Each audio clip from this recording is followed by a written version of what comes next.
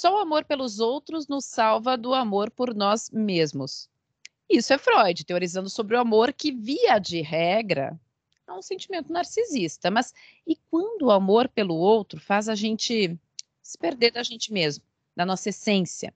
Quando esse amor não preenche e sim esvazia de energia, de amor próprio, de liberdade. O temor de um amor tóxico, uma palavra que está bem em voga nas redes sociais, é bastante comum, é bastante trazido aqui pelos nossos ouvintes e é sobre essas relações tóxicas que nós vamos falar hoje aqui no Humanamente. Humanamente é um programa da Band News FM que sempre é feito em parceria com o Instituto de Psiquiatria do HC da USP e que sempre conta com as brilhantes análises dele. Daniel Barros, bom. Oi, Ellen. Olha, esse tema, eu vou dar um bastidor aqui para o ouvinte, que esse tema surgiu aqui para nós numa conversa, e eu propus para Ellen, mas foi depois de um caso de uma menina que terminou com o menino, e aí o menino agrediu a menina, e só que era uma história que ia e voltava, e eles terminavam e voltavam, e era, para nós, olhando de fora, um relacionamento abusivo, tóxico, não sei como que a gente vai chamar, a gente vai aprender isso no programa de hoje. E a minha personal trainer, minha professora de natação e de musculação, que discute muito e pensa muito sobre isso, ela falou: a gente precisava ensinar as meninas desde cedo a entender o que é isso, e os meninos também, né? Mas, lógico, para não perpetuar uma relação, mas para aprender a sair de uma coisa dessa, isso tem que estar na escola, tem que ser uma educação de cedo. Eu falei: pode deixar comigo, a gente vai fazendo humanamente. E acho que isso é um serviço de utilidade pública e de educação, né, Ellen? A gente fala muito de educação sexual, mas a gente não fala dessa educação afetiva tão necessária. Exatamente, Daniel. E olha, para nos ajudar então, tá aqui a coordenadora de equipe do tratamento de amor e ciúme patológicos do ambulatório dos transtornos do impulso do HC, do Instituto de Psiquiatria do HC da USP, a Andréa Lorena Stravodianis, acho que falei mais ou menos certo. Andréa, obrigada por estar aqui conosco. Olá, bom dia, obrigada pelo convite. Daniel, Ellen, muito obrigada. É um assunto muito delicado mesmo, né, para a gente falar, ainda mais agora depois do Dia dos Namorados, né, onde mesmo no relacionamento não saudável, as pessoas acabam ficando justamente para ter esse status de namorado, né? E eu percebo que, de fato, relacionamentos abusivos estão começando desde cedo, né? E vão até muito tarde, né? Não é só ali no meio período da vida, não. Pois é, André. Só que aí a gente vê volta e meia, né? Agora virou uma coisa na internet, as pessoas dizem: essa pessoa é tóxica, esse relacionamento é tóxico. Que exatamente é um relacionamento tóxico? Eu quero começar fazendo essa distinção que o Daniel pontuou aqui. E o que passa a ser uma coisa abusiva? Necessariamente tem que vir com violência física, com agressões verbais? Como é que a gente entende isso? Eu entendo da seguinte maneira, Ellen, o tóxico ele vai como se fosse uma escalada, né? Ele vai do tóxico para o abusivo, né? O tóxico é quando você acaba ali no relacionamento amoroso ou até de amizade, né? Que a gente vê realmente muito na internet falando assim, essa amizade tóxica, de quando o outro acaba, ganhei um celular novo. Mas ele não tira uma foto tão boa, né? O meu é melhor. Você tem um caderno novo, você levou uma mochila nova para a escola. Mas a sua mochila é feia, a minha é mais bonita. Né? Então, o do outro sempre é melhor e o seu sempre é pior. Então, isso vai minando ali a tua autoestima, as tuas coisinhas, né? Então, você vai ficando menorzinho. Então, isso é uma amizade tóxica, onde você não é valorizado, né? Então, ou um relacionamento amoroso também.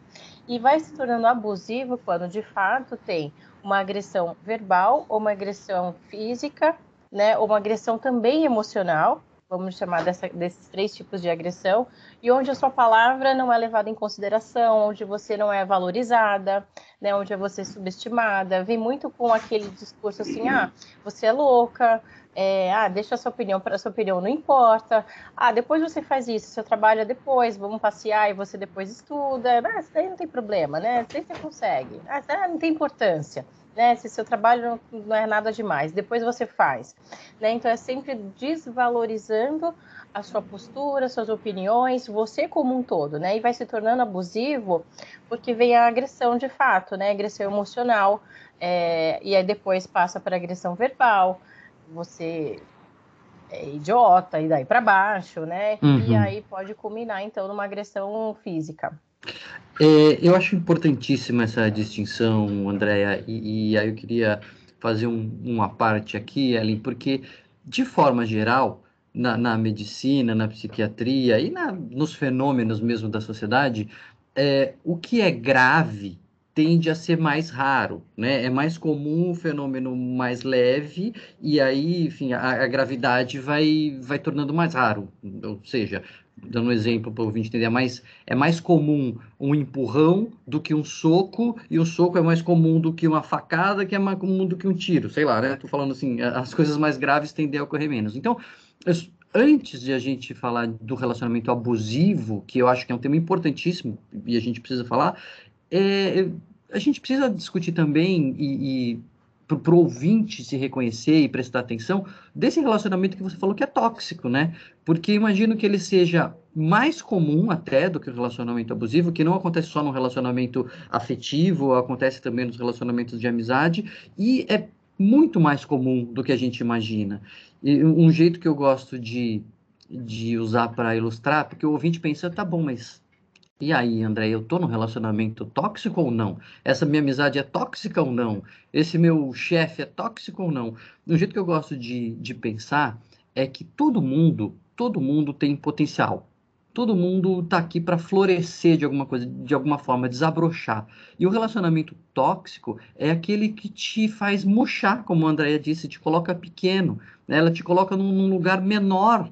Você podia estar num lugar maior, você podia subir um degrau da sua existência, você podia estar alcançando potencial, você podia estar fazendo mais coisa e você está lá se diminuindo, se retraindo, murchando. Então, essa metáfora da flor que pode estar desabrochando ou murchando, eu acho que ajuda o ouvinte a pensar se ele está num relacionamento tóxico, né? Você, neste relacionamento, você desabrocha ou murcha? Se murcha, tem que repensar, né? Exatamente, eu acho que é muito por isso. Quando você se sente diminuído, murchando, tipo, nossa, eu não consigo falar, minha opinião não tem valor, eu não sou levada em consideração, né? Você está lá no seu trabalho, você apresenta um projeto, esse projeto nunca é aceito, né? E aí acho que é legal a gente também falar numa frequência, porque obviamente que em algum momento ou outro, alguém vai falar assim, ah, mas isso, né, seu suéter não tá bonito, e ok, mas quando é muito constante, que vem daquela mesma pessoa, né? Então a constância, a frequência, ela vai fazer toda a diferença aí nesses momentos, né? E então, quando você vai se sentindo assim, acho que até fiz assim com o corpo, né? Retraindo, me fechando agora, porque é exatamente isso, quando você não se vai se sentindo mais valorizado, né? E vai dando aquela sensação de, poxa, nunca sou ouvido, não sou ouvido. Isso vai crescendo, então você vai se percebendo, o que eu estou fazendo aqui nessa relação? Por que eu não estou sendo ouvido, né? Será que a minha opinião de fato não está condizendo com a realidade? Ou será que realmente eu, né, não estou sendo valorizado, né? Vem aquela coisa, você é histérica, para com isso, você só reclama, né? Então isso acontece em relação de irmãos, de chefe, né? E óbvio, vai culminar ali no relacionamento amoroso. Vocês falaram em não ser valorizados e eu lembrei de uma série que foi lançada recentemente chamada Gaslit. Essa série é com a Julia Roberts, baseada numa história real, e o título Gaslit vem da prática gaslighting, né? Que é a prática de fazer o outro não só não se sentir valorizado, como sentir que aquilo que ele está falando está sendo deturpado. A pessoa começa a se sentir meio, será que eu sou maluca nessa história? Será que eu estou interpretando? Isso também acontece? Como é que é essa prática? Acontece muito, muito, muito, né? É o mesmo fenômeno, né? Só que eu acho que chamado de uma outra maneira, onde você acaba não tendo voz, né? Então, basicamente, você não tem voz, a tua opinião ela é completamente diminuída e você vai ficando para trás. né? Você não vai sendo valorizado, não vai sendo valorizado. E o mais difícil do gaslight desses relacionamentos é que quem está dentro desse relacionamento tem muita dificuldade de perceber que está dentro desse relacionamento, né? Porque não é o tempo todo que a pessoa vai te minando, vai te minando. Ela vai ter outros momentos onde ela vai achar alguma coisa interessante sua, vai te colocar para cima, não tão para cima, mas também não vai fazer esse comportamento. Então, pensando numa linha média, como se ela ficasse ali na média e não te colocasse para baixo. Então, puxa, então, né, tem momentos legais, então tem momentos onde você ajuda e essa pessoa fala assim, nossa, obrigada, você me ajudou, né? Então, mas ela vai recebendo sempre, né? E você não vai percebendo que isso está acontecendo continuamente no seu relacionamento e demora muito, né? Então, esse é o tipo de relação que a pessoa de fato demora muitos anos para perceber que ela está no relacionamento tóxico. Ela só vai perceber muitas vezes se uma outra pessoa de fora vem e fala assim, nossa, mas diferente essa relação, né? Você não se sente assim, a pessoa começa a pensar sobre, mas ela tá tão envolvida ali porque tem um gostar, né? Então, quando a gente gosta de uma outra pessoa, tanto ali, eu gosto do meu chefe, eu preciso desse emprego, eu gosto dos meus amigos, eu gosto do meu parceiro, da minha parceira, esse gostar, essa parte emocional faz como se fosse uma nuvem, né, de amor ali do gostar, e você fica meio inebriado e não consegue perceber que você está numa relação tóxica, demora muito, né? Porque a gente vai falar em termos comportamentais, é como se tivesse sempre um reforço intermitente. O que é o reforço intermitente? Você vai receber uma coisa muito legal daquela pessoa, depois vai murchar, não vai acontecer nada, depois acontece uma coisa muito legal, então você fica sob esse reforço, né? Quase que esperando se vai acontecer. Agora não veio, mas vai, né? Então você fica sempre naquela ânsia, e o reforço intermitente, na análise do comportamento, é o que gera mais dependência mesmo da outra pessoa. São as migalhas que dizem que vai lançando, né? A pessoa sofre, mas de vez em quando o outro vai lá, lança uma recompensazinha. Aí a pessoa fala, ah, não, tá vendo? Tá tudo bem. Aí apanha, depois, ah, não, mas espera, tá tudo bem. E só acho que um sinal de alerta, né? Pro ouvinte também ter aí umas bandeiras vermelhas, viu, Ellen? Assim, sinais de atenção. Eu vou dar uma dica aqui que talvez você não saiba que está nos ouvindo, mas ninguém está sempre errado. Tá? Ninguém está sempre errado. Não é possível alguém estar sempre errado. A gente erra, a gente acerta.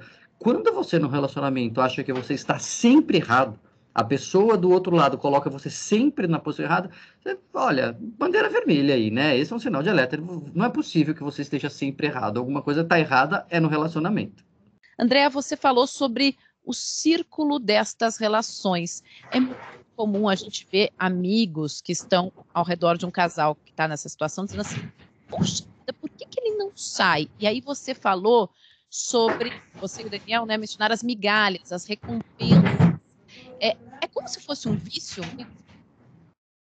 Exatamente, vai entrar assim, não exatamente como um vício, mas a gente vai pensar num ciclo de um relacionamento abusivo. Ele vai fazer, tem 4 partes, né? Então tem o momento ali da tensão, onde tem esses abusos, né? Onde tem aquela cutucada, e aí você começa a ficar num clima de tensão, nossa, eu não faço nada certo, porque aí, né, quem é a vítima começa a fazer essas generalizações mesmo, não faço nada certo, nada que eu faço tem valor, e começa a se achar, né, menorzinho ali, e aí começam a acontecer os incidentes, que é a fase 2, onde tem, de fato, uma agressão verbal, uma agressão física, né, então, você falou do seriado, eu lembrei de um outro seriado, que é o seriado Made, que também fez muito sucesso aí um tempo atrás, onde me chamou muita atenção no primeiro episódio, que a personagem ela foi empurrada, eu acho, teve uma cena assim, ela contra a parede e o marido, né, deu um soco na parede. Então aquilo assustou bastante. Então aquilo que é o abuso emocional, né, não foi diretamente nela, mas olha o que causou. Então são esses incidentes que vão acontecendo. Só que depois desse incidente todo, vem o tal do reforço intermitente, vem a reconciliação. Não, me desculpa, eu perdi a linha, isso nunca mais vai acontecer, você é a mulher da minha vida. E a gente vai falar muito mais de mulher, porque é onde acontece muito mais esse tipo de relacionamento abusivo, mas na clínica eu estou vendo alguns homens sofrendo de relacionamentos abusivos, tá? Assim, onde eles se sentem de fato bem diminuídos, mas voltando que a mulher onde é 90% dos casos, né, vamos dizer assim. Então tem a fase da reconciliação, né, onde vem toda aquela gama assim de carinho, de amor, de muito sexo também, que o sexo muitas vezes é usado para fazer essa reconciliação. Olha, nós fomos feitos um para o outro, você é metade da minha laranja, e tudo isso vem também, né, do nosso contexto cultural, de que a gente tem que achar o grande amor, a alma gêmea, reconcilia, e aí vem para a fase 4, que é a calmaria. Todo mundo fica calmo, fica muito bem, né? E aí vem aquela fase realmente onde aparecem as migalhas, e as migalhas são legais, a gente está bem, para depois voltar então para a fase da fase da tensão, né? Começa a ficar ali, porque o abusador, né, quem acaba sendo o abusador da relação, ele não consegue ficar muito tempo na calmaria, né? Ele tem muitas vezes algumas dificuldades de insegurança, às vezes pode ter um transtorno de personalidade associado, um narcisista, por exemplo. Então é extremamente comum ali que aconteça isso. Então a fase da tensão volta, e aí depois incidentes, reconciliação e calmaria. Então fica assim nesse círculo. Tem uma tendência que a gente tem, André, que é inevitável, e eu queria ver com você se ela está certa, ou se a gente pode pensar nessa situação de uma outra maneira. A gente tem a tendência de, numa situação dessa, colocar as coisas assim, no preto e branco, tudo ou nada, né? Então é o vilão psicopata e a donzela inocente abusada. É automático a gente pensar assim, nessa coisa dicotômica de um lado e de outro, né? Mas no relacionamento, vida real, eu imagino que exista uma dinâmica um pouco mais complicada do que isso. Não estou dizendo que a pessoa que abusa não está fazendo algo errado, mas a gente tende a pensar na pessoa como um vilão cruel, sádico, que está fazendo isso de propósito para o outro sofrer, para o outro sofrer. Mas às vezes pode ser outra coisa, pode ser o jeito que a pessoa aprendeu a se relacionar, que nem você falou, é por insegurança, é por ciúme, é porque a pessoa, enfim, viveu esses relacionamentos, ela acha que é assim, que é relacionamento mesmo, uma questão de gênero, acha que manda no outro e tudo mais. Por um lado, e do outro lado, a pessoa que está sofrendo o abuso, eu não estou dizendo que ela não é vítima, ela é vítima 100%, mas de alguma maneira ela também pode entrar num ciclo de agressividade e ela também se tornar agressiva. A coisa pode ser mais cinzenta do que esse preto e branco que a gente imagina, Andréia?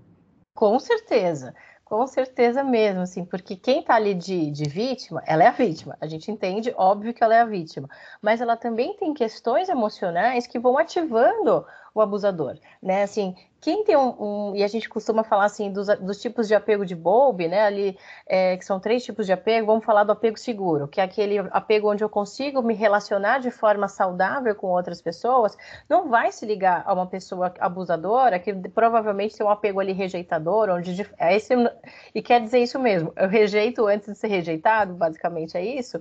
Então, não vai ficar muito tempo naquele relacionamento, né?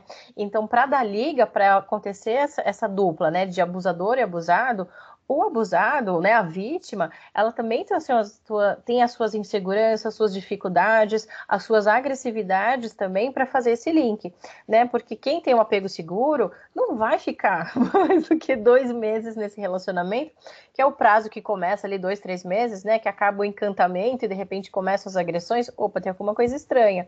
Então a vítima, ela tem as suas imensas dificuldades e ela aprendeu esse tipo de relacionamento em algum lugar. Majoritariamente vem do estilo dos pais, né? Infelizmente a gente não tem como muito fugir disso, porque aprendeu de algum lugar, né? Não necessariamente quer dizer que os pais tenham tido um relacionamento abusivo, né? Mas aprendeu aquele padrão também de não responder, de não ser assertiva, de não se colocar, ou quando vai se colocar, acaba gritando, acaba também sendo agressiva de alguma maneira, e isso vai gerando, então, uma confusão ali no relacionamento, né? Ativa outro lado, então pode ser que essa vítima, ela também seja uma ciumenta, e aí ela vai ter uma crise de ciúme com esse abusador que não aceita o ciúme, porque ele é o ciumento, ele quer ser o ciumento, ele até como você falou, por uma questão de gênero, questão cultural, ele não aceita isso, né, de que a mulher vai mandar nele, aí ele briga e aí começa a confusão. Isso é importante só, né, acho que fica claro, mas a gente sempre tem que fazer essa ressalva, né, André, que ninguém está culpabilizando a vítima. A vítima é a vítima e o agressor é o agressor, ponto final, né? Responsáveis isso. Mas existe um perfil de relacionamento que predispõe, né? Como você falou, num namoro, uma pessoa que tem um determinado perfil não vai ficar muito tempo num relacionamento assim que percebe que é abusivo, né? Eu até brinco, namoro não serve para você saber se a pessoa é certa, namoro serve para você saber se a pessoa é errada. Se a pessoa é certa, são os anos que vão dizer. O namoro serve para você já cortar algumas pessoas da lista, né? O que explica por que a gente às vezes ouve tanto pessoas dizendo assim, nossa, eu tenho o dedo podre, eu só entro em relação que dá furada, porque é realmente uma tendência no comportamento daquela pessoa, né? André, você mencionou sobre a importância de respeitar a sua individualidade. E aqui eu queria te fazer uma pergunta. Uma vez, uma ouvinte trouxe um relato aqui pra gente, né? O Humanamente estava no ar e ela mandou um relato contando assim, que a relação dela era uma relação muito legal, muito tranquila, mas começou com algumas coisas do tipo, o namorado pediu para que ela parasse de fumar, ela era fumante e tal, e ela achou, pô, é uma coisa boa para mim, vou parar de fumar, é uma coisa boa para minha saúde. De repente, ele pediu que ela parasse de falar palavrões na frente da família dele, porque ela falava um pouco de palavrões demais, e ela disse, pô, também pode ser uma coisa legal para mim, isso, né? A minha pergunta para ti é, até que ponto as concessões fazem parte de uma relação, até que ponto a gente tem que ligar esse alerta? Vai ser legal até quando você fala assim, puxa, que legal, realmente, me ajudou, melhorou minha saúde, eu parei de fumar, me senti melhor. E então, né, a partir do momento que alguém te dá um toque, né, que tal você fazer isso? Ou te faz um pedido, se faz sentido para você, né, se vai te fazer bem, aquilo não vai ser uma coisa tóxica, não vai fazer parte do relacionamento abusivo.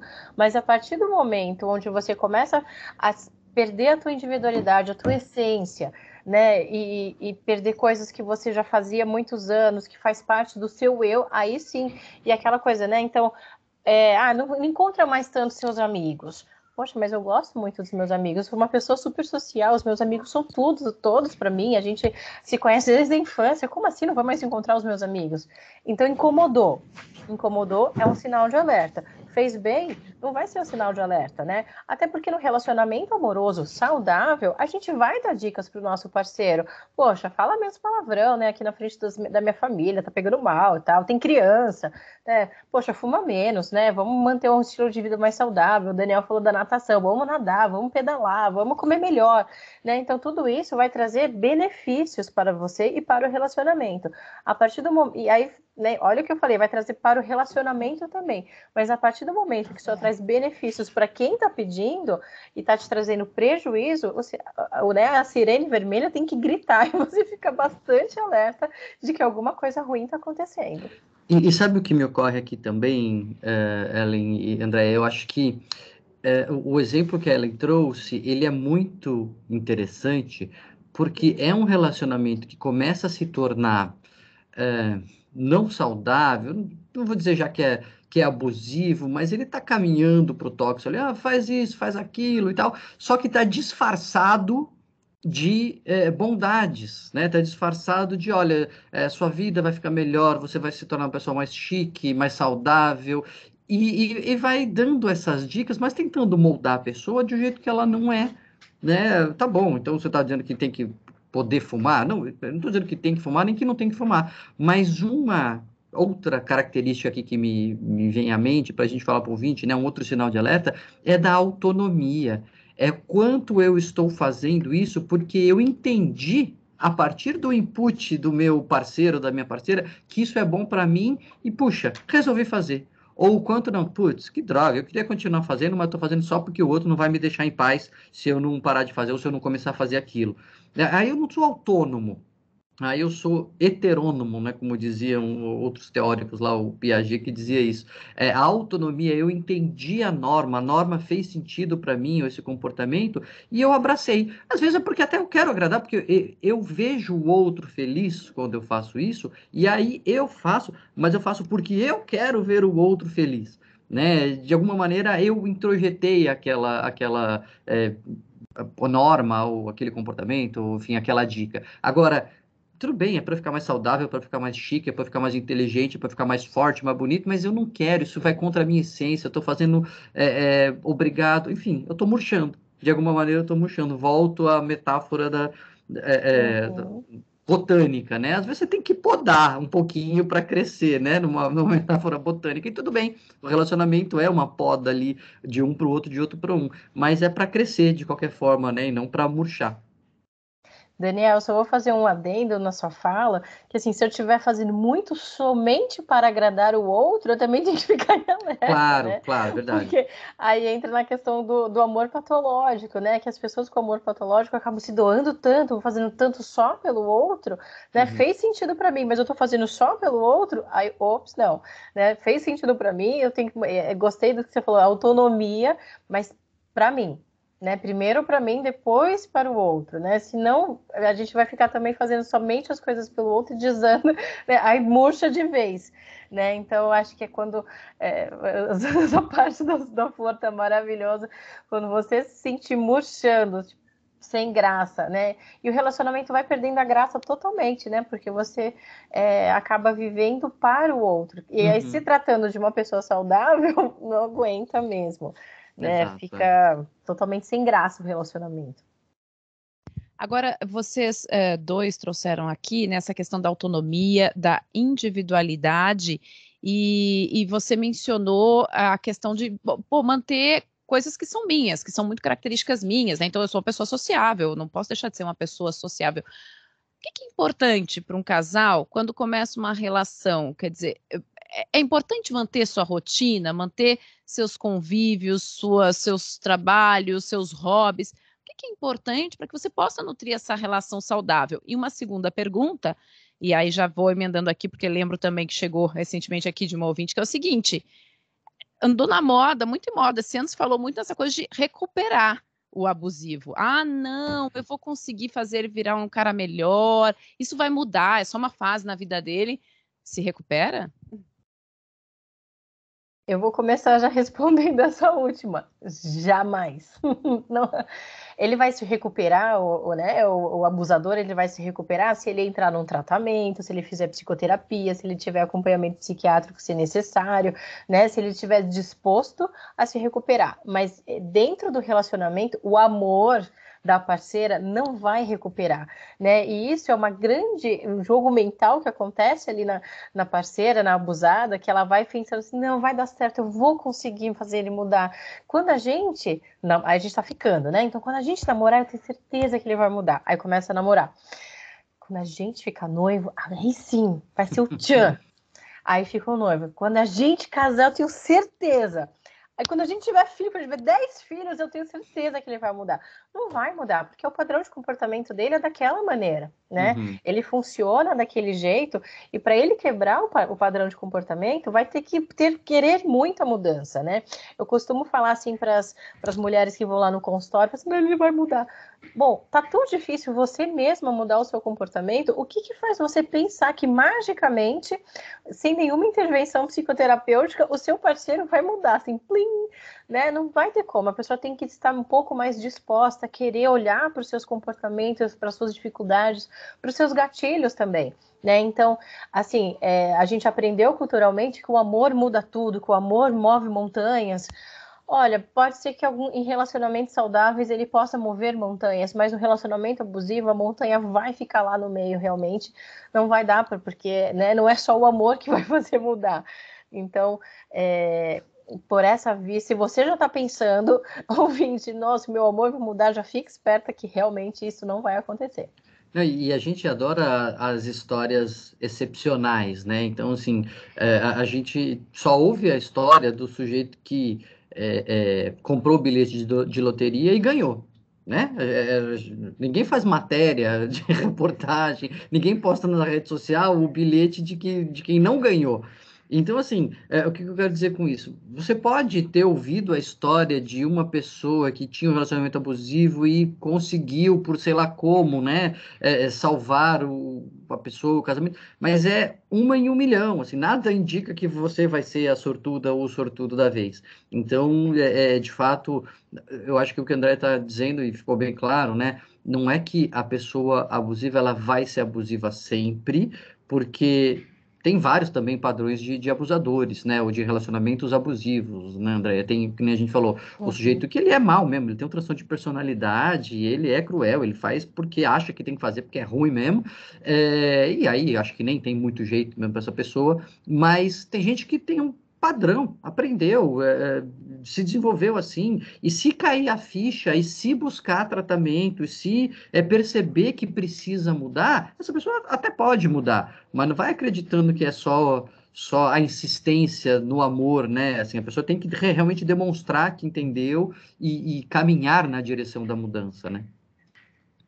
Exatamente, tem que querer muito, né? Então tem o mais levinho, vamos chamar assim, né? O padrão, o abusador mais leve, ele é muito mais inseguro, ele tem medo de perder, né? O medo maior que ele tem, provavelmente, é de ser abandonado, né? Todo mundo tem medo de ser abandonado, vamos combinar. Só que quando você, né? Tô supondo. Além, Daniel, que vocês têm apego seguro, quando vocês são seguros, você vai lá, conversa com o seu parceiro, com a sua parceira, né? Fala assim, olha, puxa, o que está acontecendo? Tô se sentindo diferente, né? Você vai tentar entender o que está acontecendo, você não vai começar a sufocar aquela parceira, ou simplesmente também se desligar daquela pessoa, né? Fingir que ela não existe, tipo, você tá esquisito, fica aí no seu canto que eu fico esquisito aqui no meu, que isso também não é saudável, né? Então, quem tem um apego seguro, quem tem assertividade, um pouco de habilidade social, né, vai minimamente ali conversar, vai começar a entender. E o abusador, ele vai simplesmente tentar não ser abandonado de qualquer maneira. E as vias que ele aprendeu, provavelmente, é de que ele tem que sufocar, que ele tem que prender. Ou seja, a gente está falando do ciúme, então ele tem que pesquisar, ele tem que perseguir, colocar a pessoa ali dentro de uma redoma para que nada aconteça. Porque ninguém quer ser abandonado. O ciumento e o seguro quer menos ainda, né? Entra num desespero total. Eu acho que aqui você deu, então, a dica que a gente tinha falado antes, né? A importância do diálogo entre o casal. Se você não quer entrar nessa relação, é importante preservar a individualidade e manter o diálogo sempre que alguma coisinha estiver meio cheirando esquisita aqui. Exato. Acho que o diálogo, a comunicação assertiva, ela vai fazer muito a base de qualquer relacionamento, né? Imagina que se você está num relacionamento amoroso e você não tem a possibilidade de colocar as tuas angústias, as tuas dificuldades, e também contar as suas coisas legais. Olha só, fui promovido, olha só, fui convidada para dar uma entrevista, que legal. E o outro não falar assim, puxa, que legal. Ou falar assim, imagina, porque você vai atrapalhar toda a rotina da sua casa de manhã. Né? Se vocês ouviram gritos, foi das minhas crianças, o meu marido tá lá cuidando. Então, no meu relacionamento saudável, ele foi me ajudar. No relacionamento abusivo, isso é besteira, se vira. Né? E aí não vai dar certo.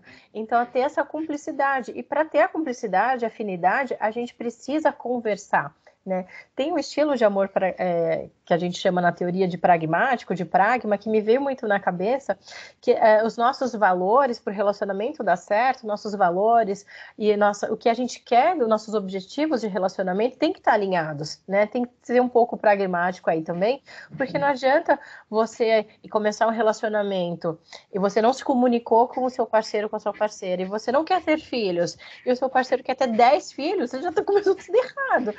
Eu quero ser nômade digital, e eu quero ficar fixo dentro de casa, né? Porque às vezes, você estava falando assim, será que para o relacionamento saudável a gente tem que encontrar pessoas, a gente tem que sair? Não, às vezes o casal ele se conheceu num aplicativo, eles não eram muito de sair e vão continuar ali na vidinha, né? Tranquila ali de não sair. Não é só o não sair que vai causar isso, mas então não assiste mais essa série, né? Tem até uma brincadeira na internet que fala assim, eu fui traído, né? Poxa, o parceiro assistiu o seriado sem mim. Então, o quanto que isso se torna um grande problema e começa a ter brigas homéricas porque o fulano assistiu o seriado sem mim e aí deu errado, né? Então tem essa questão da comunicação. Então sempre se comunicar dentro do seu relacionamento para que esses valores, essas afinidades, os objetivos estejam alinhados, né? Porque se não tiver alinhado, realmente a chance de dar errado também é grande. Tá vendo, Ellen? O que eu falei, o namoro é triagem, entendeu? O namoro para você ver já se tem chance de dar, se tem chance de dar certo, né? Certo, gente, é o tempo que vai mostrar. Verdade. Olha, mas num relacionamento que não é nada tóxico, é o nosso programa aqui com o ouvinte da Band News FM. Esse é um relacionamento saudável, onde há muito diálogo, você participa, envia sugestão de pauta para mim, para o Daniel nas redes sociais da gente, né, Daniel? Pode participar conosco. E hoje, quem participou aqui foi a coordenadora de equipe do tratamento de amor e ciúme patológicos do ambulatório dos transtornos do Impulso, do Instituto de Psiquiatria do HC da USP, Andréa Lorena. Muito obrigada, viu, pela participação. Eu que agradeço, muito bom estar aqui com vocês novamente. Ouço o programa com muita frequência, então fico muito feliz de estar aqui de novo. Ô, Daniel, mais uma vez, obrigada pela nossa parceria por aqui. Sempre juntos num relacionamento em que todos florescemos, nós e os ouvintes. Semana que vem tem mais, né, Ellen? Exatamente. Semana que vem tem mais, mas eu tenho certeza que quem ouviu hoje vai querer repetir, vai querer mandar para o amigo, para a amiga esse programa. Então, tem uma dica bem fácil, faz assim. Vai no canal do YouTube da Band News FM, porque o programa está lá com imagens, ou ouve nos seus tocadores de podcast, porque a gente está em todos eles. Você pode ouvir novamente, compartilhar e indicar esse programa aqui para os ouvintes, para os amigos, para todo mundo, tá? Humanamente fica por aqui hoje, mas a gente tem um novo encontro na próxima semana. Até lá!